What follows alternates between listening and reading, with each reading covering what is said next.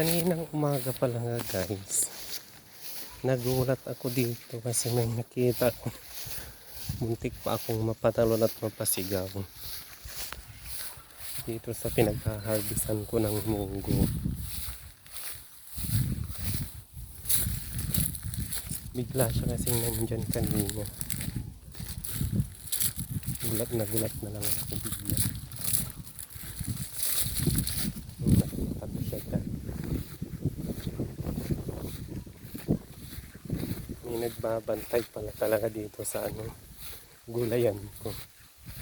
Akala ko nga buhay.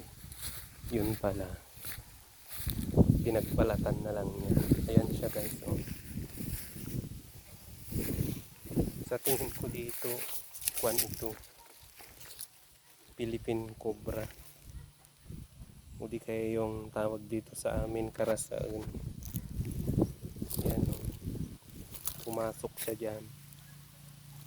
Sa hindi biro, malaki na siya, mahaba na, oh. May gitsang metro na. Ayan, oh.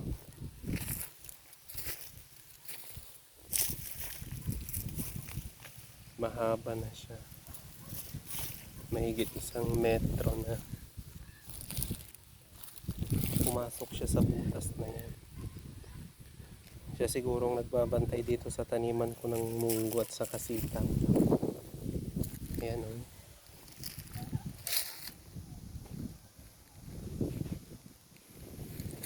Siguro dyan siya galing sa mga kakawayanan na yan.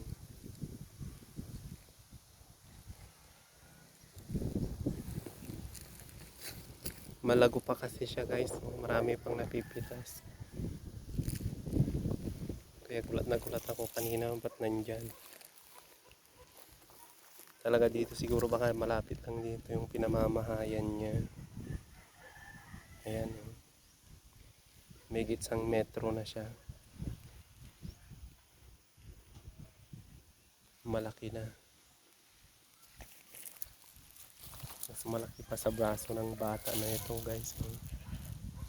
Malaki na yung mga kaliskis niya.